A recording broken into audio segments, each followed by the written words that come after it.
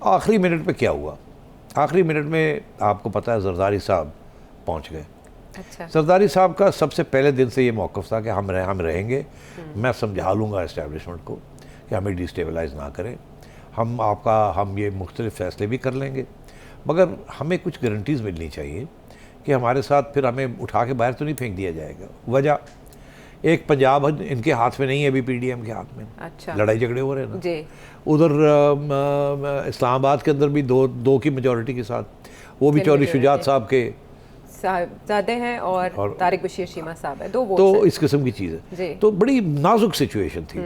तो जरदारी साहब ने सबसे पहले तो जो अपनी कार्रवाई शुरू की जब, तो उसी वक्त मैंने अपना एक इदारिया उसमें लिखा था कि अब जरदारी साहब हरकत में आ गए हैं और वो अब कुछ ना कुछ हैट में से कोई ना कोई रैबिट जो है वो निकालेंगे। अच्छा। कोई खरगोश निकालेंगे। अच्छा। मैजिशियन है ना। हाँ। इसीलिए उनको कहा जाता है कि उन्होंने डबल PhD की हुई है सियासत। हाँ। तो उनकी जब डील होती है वो पक्की होती है। वो अपनी डील पे, जैसे कि अच्छे लोग डील जब करते हैं तो अपनी ज़ुबान पक्की होती है, लिखत पढ़त की कोई बात नहीं होती, ज़ुबान होती है। हाँ। और जरदारी साहब की ज़ुबान बड़ी पक्की है, वो जब ज़ुबान दे देते हैं तो फिर निभाते हैं। अच्छा। बाकी सियासतदान इधर उधर हो जाते हैं, मगर इसीलिए लोग उन पर एतमाद करते हैं। अब पहले भी जो डील थी वो जरदारी साहब ने चौधरी परवेज़ इलाही को साथ लेके आए थे, आपको याद होगा, MQM को साथ लेके आए थे। ये सारा जरदारी साहब ने बांधा एक डोरी में, जरदारी साहब ने था। आखिरी वक्त पे गड़बड़ हो गई। अच्छा। कि चौधरी परवेज़ इलाही साहब, हाँ जी, वो स्किप कर गए। तो उसके साथ फिर मसले बन गए। अच्छा। तो अब सूरत हाल ये है कि जब जरदारी साहब ने कूदे और सबसे पहले वो चौधरी शुजात के पास गए, तो उससे मुझे लगता था कि ये फिर कुछ ना कुछ मुकमुका करने गए हैं वहाँ। और क्योंकि चौधरी शुजात के और परवेज़ इलाही के तल्लुकात इस्टेब्लिशमेंट के साथ बड़े बराह रास्त हैं जी, तो अगर उनको किसी तरीके के साथ न्यूट्रलाइज कर दिया जाए चौधरी साहब को और चौधरी हजरात को, और उनको फिर वापस घेरे में दायरे में लाया जाए, क्योंकि परवेज़ इलाही साहब की भी तो हालत ख़राब हुई है ना, वो भी ना इधर के रहे ना उधर के रहे, वो भी कमज़ोर हो गए हैं। मगर वो कमज़ोर हुए तो हमजा तो स्ट्रॉन्ग नहीं हुआ ना। इसी तरीके के साथ MQM ने पहले एक बयान दिया कि इलेक्शन होने चाहिए फ़ौरन, बाद में उन्होंने बयान दिया कि नहीं हम कोशिश करेंगे कि पूरा ये 1.5 साल काटे, तो वो भी डामक डोल हो रहे थे। इससे मुझे ये समझ आई कि अब ये कुछ तब्दील होने जा रहा है। अच्छा। तो अब ये बात चल रही थी तो आपने देखा कि इमरान खान साहब ने अनाउंस कर दिया कि जी मैं लॉन्ग मार्च 25 को करूँगा। अभी ये इतवार का दिन है और मतलब 21 तारीख है जी, या 22 तारीख है, 21 तारीख है और वो 21 तारीख को 22 को उन्होंने ऐलान करते हैं कि जी मैं 25 को, यानी थोड़े 3 दिन के बाद। हाँ। हालांकि क्या ज़रूरत थी इस वक्त ऐलान करने की? अभी अगर इमरान खान देख नहीं रहे थे कि हुकूमत डामक डोल है, आ रही है जा रही है, वो अभी सोचों में पड़े हुए थे कि जाएं या आएँ। ये नहीं इमरान खान ने सोचा कि जब मैं ये बयान दूंगा तो उसके 2 नताइज हो सकते हैं, एक तो ये कि डर के मारे ये भाग जाएं, दूसरा ये डट जाएं। अब देखिए ना, सियासत में अगर जो डर के भागता है वो फिर उड़ जाता है ना। जो डर गया वो मर गया।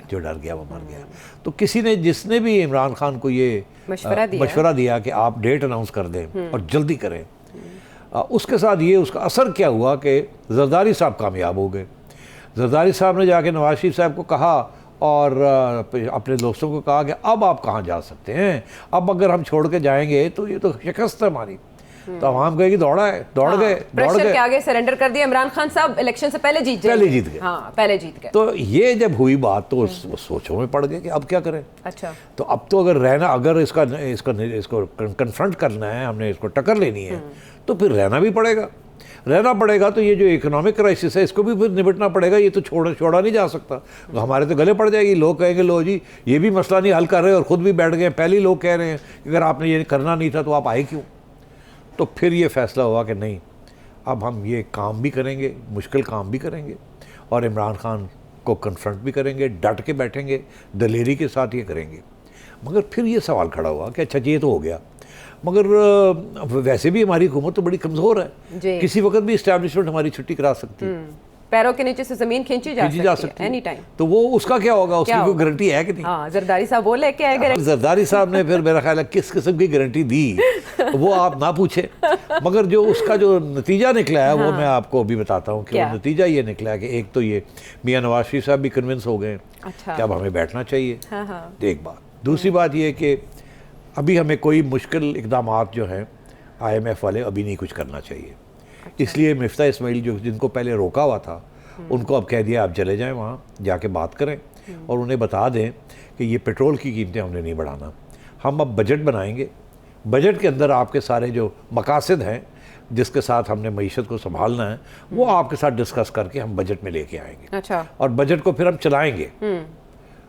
और इधर इस्टेब्लिशमेंट को ये इशारा चला गया है कि बजट हमने देना है और इशारा करना है तो आप मेहरबानी करके हथौली रखो, हमें करने दें। ओके। और हम डट के लड़ेंगे। अच्छा। हम करेंगे अब ये तो उधर से यस आई? उधर से क्या हुआ? उधर से भी कोई डिमांड आई होनी है ना जी। और वो डिमांड क्या आई? क्या? जरदारी करके साहब, दिखाएं। जरदारी साहब कहाँ पहुंचे? शौरी शुजात के पास। जी। कल यहाँ क्या हुआ है लाहौर में? क्या हुआ? वो जो पंजाब असेंबली में? पंजाब असेंबली में क्या हुआ है? हाँ वो मैं सिर्फ मुख्तसर ये बाद में हम डिस्कस करते हैं। हाँ बिल्कुल, पंजाब इसको अलग से एक मगर पंजाब में ये हुआ है कि चौधरी परवेज इलाही साहब जी आए हैं, उन्होंने दरवाजे बंद कर दिए और नून लीग वाले और अपोजिशन जो थी या गवर्नमेंट जो थी वो 90 शायरा कायदे आज़म में बैठी रही। पीछे से उन्होंने निमटू दी और उन्होंने फारग कर दिया कि जी कोई आया नहीं, ये हो गया वो हो गया, और कर के घर चले गए। अपने खिलाफ जो वोट ऑफ नो कॉन्फिडेंस था उसको फारग कर दिया। जी ठीक है।